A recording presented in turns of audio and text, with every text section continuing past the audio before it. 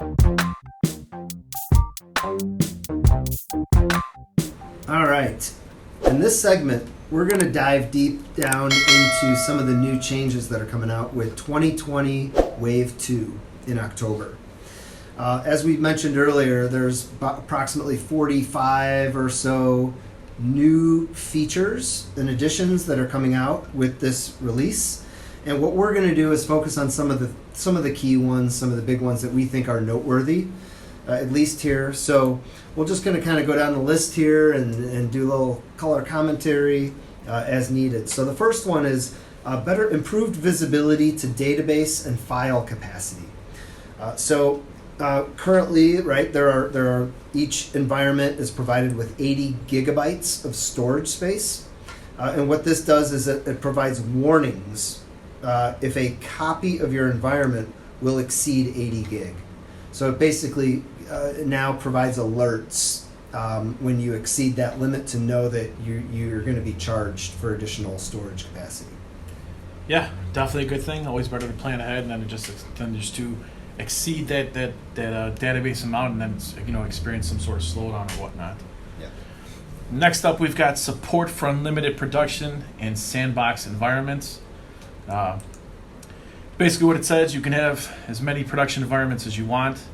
There is talks that there might be a price that will be needed to purchase these production environments. We're not too sure how the pricing will work or whatnot. I think this is a great feature, especially with Business Central expanding and bigger companies taking on Business Central. They're going to need the multiple production environments. Yeah, I don't think it'll impact most people, but there definitely are some organizations out there that will impact.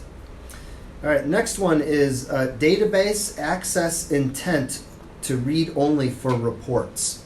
So this is kind of a technical one, but what it does is it allows a property to be set when you run reports to improve performance.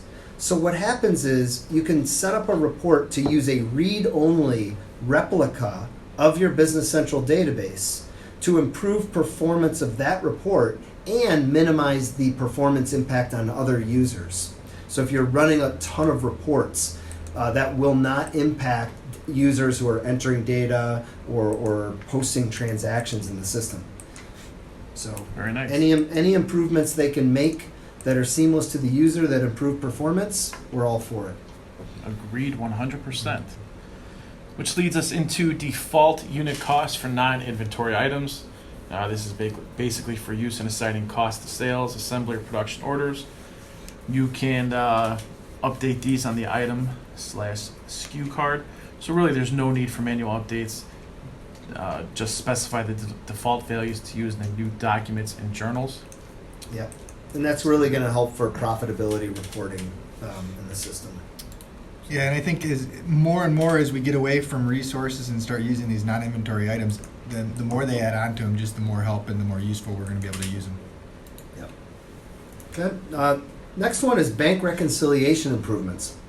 I feel like every single release that comes out, there are some bank reconciliation improvements, which I think is important because it is something that's kind of tricky for people to do. So this is actually a series of changes.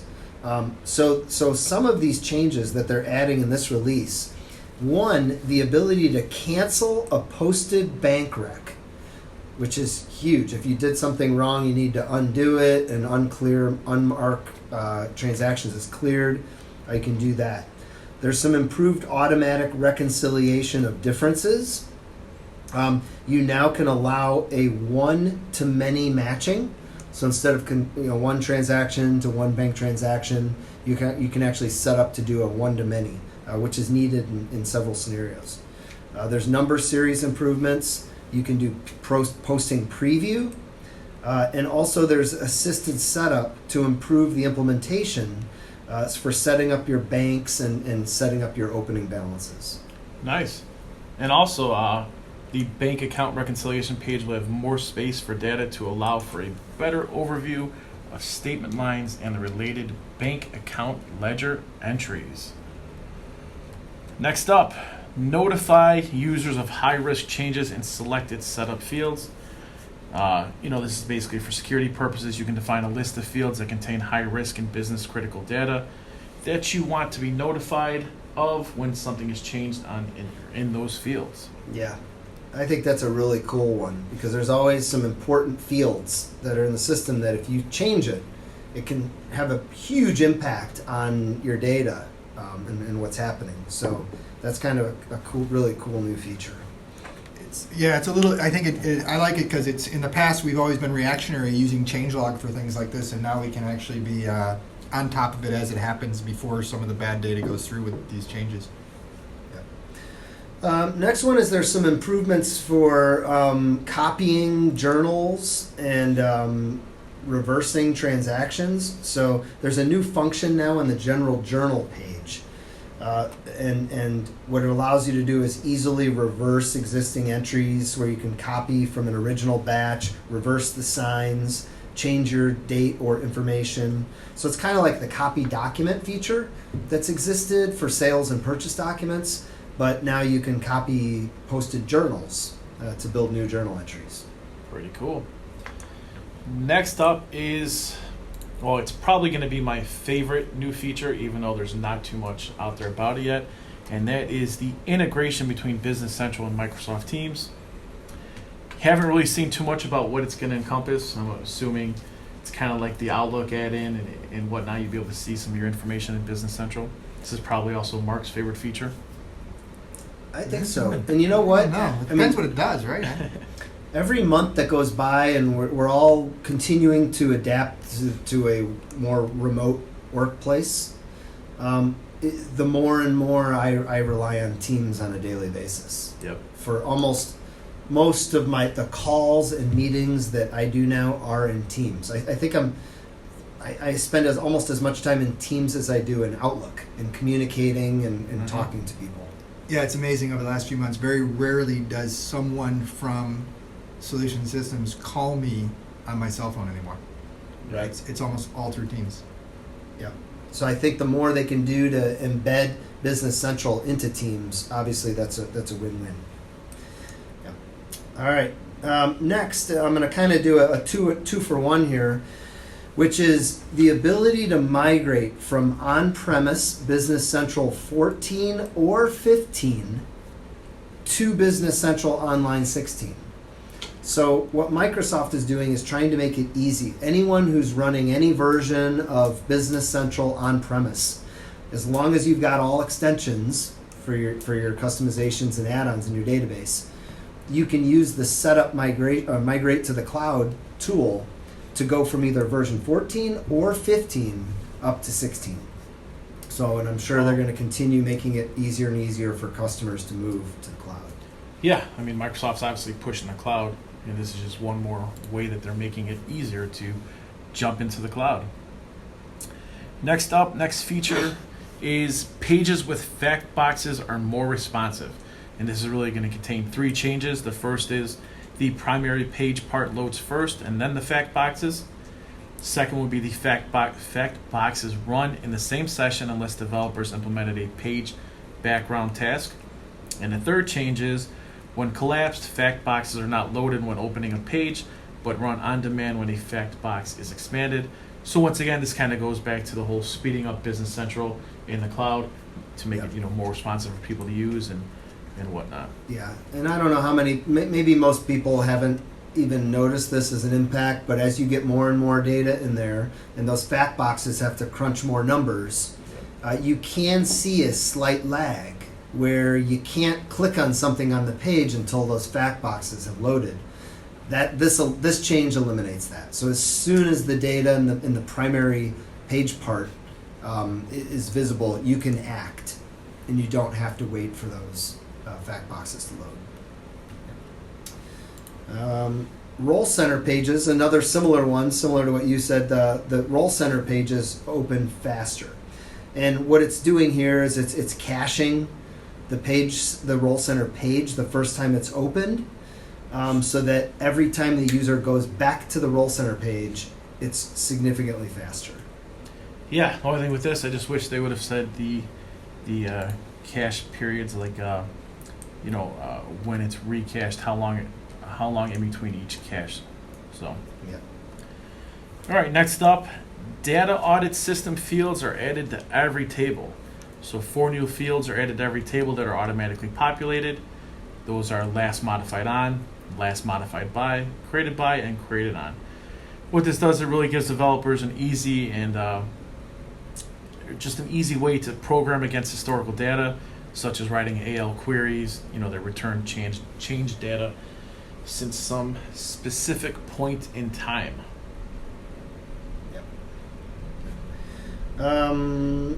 Let's skip this one here. So you've got on-demand joining of companion tables. So again, this is end users may not really care about this one, but so what was happening was as you built extensions, let's say you had a customer table and you created an extension to add a new field to the customer table. And then you added another extension that adds another new field to the customer table. And you continued doing that. So you had 10 extensions, all that impacted the customer table. Well, what was happening was a performance degradation as you added each of those extensions. So whatever they've done behind the scenes, I don't really know or need to care, but whatever they've done is they've eliminated that. So the fact that you have 10 extensions for 10 fields on the customer table now is no longer an issue. So from a development standpoint, it offers a lot more flexibility, and you don't have to be maybe as well thought out up front when you're developing it to say, let's take all 10 of these fields and make sure they're in one extension. So because you inevitably are going to have multiple extensions that impact one object or entity. So I think this is a nice change that isn't going to be is going to not be as important to make sure you've got a developer who's thought about the big picture and how things happen to make sure your performance is staying strong. All right, next up is one that I'm curious to hear what Mark thinks about, because I think it's going to be one of the more popular features out there, and that is restoring environments to a point in time in the past. So it's a new option to restore any point in time within the past 30 days, even if it's a minor or major update that has been deployed. You can first restore into a sandbox, test it, confirm all the information. That restore point process, let's see here, is to rename the production environment and then restore the backup with the production environment, so both environments are now simultaneously accessible. You get a maximum of 10 attempts per environment per month. Do you guys think this is going to be something that the end user, the customer, will be able to do, or is it going to be relegated to the partner that's going to have to do it? And do you think it's going to be popular? Yeah, I guess my question is this more of for the sandbox, or is this more for a restore? Something went wrong, data got corrupted, and we're restoring back? Is that production? Yeah. So I mean, I would say it's probably not necessarily a customer thing. It'd probably be more of a partner thing. But I think it's a needed thing, right? Yeah. It's not just a nice feature. It's something that has been needed, right? I mean, if there in the past, I think you just really have not been able to without going through Microsoft, and could take a while to restore these things. So it's a needed feature. Yeah. Knock on wood, we have not had to go back and request this or have this done, but it certainly gives people peace of mind to know that if I botch something really bad in my system, I accidentally post 1,000 transactions that I didn't mean to or something, that I can go back and restore to yesterday. Yeah. Right. Or at any point in time. And in the past, it had for Microsoft to do it. If you accidentally posted 1,000, you had to go accidentally and redo and repost it. Right? They were only doing it for like integrity issues. So they probably would have turned down the one request you just made there in the past. Now it's available, so I think it's a huge thing. Yeah. And you think 10 attempts is more than enough for any? I would hope so. I hope so. I'd say you're doing something real wrong Yeah. if you need more than 10 in a month. Yes. Right. And then I think the last one we're going to touch on today is that sandbox environments can be updated to a public preview version. So this new feature, you use this to copy your production environment to a new sandbox that is also then in the preview of the new release. So this allows customers to go in a month maybe before the new release is dropped while we're in that preview period, and actually update the current production environment with current data into the sandbox with the new preview so they can test out new features. Ultimately, the point here is to make sure that the actual application of the update to your production environment goes smoothly. Mhm. You can identify any issues maybe with any apps or extensions that you have in your environment. Also give users an opportunity to test new features before they come out. Right. If I may, you skipped over this one, and you did it on purpose because I know you had marked it, but it's kind of dear to me here. The data fields, they've added 4 fields to every table. Last modified on, last modified by, and created on. Mm-hmm. As an implementation person, I don't know how many times that the created by and created on fields I'm adding to so many different tables. This is just long overdue and a great feature that's going to help us not only for development to use for queries and doing things on those fields, but just for the fact of how many people want to know who created this sales order. It seems so simple, but we have to do that on every implementation. That is a very good one. Excellent. All right. I think Ken gets to lead us out of this one since he brought us into it.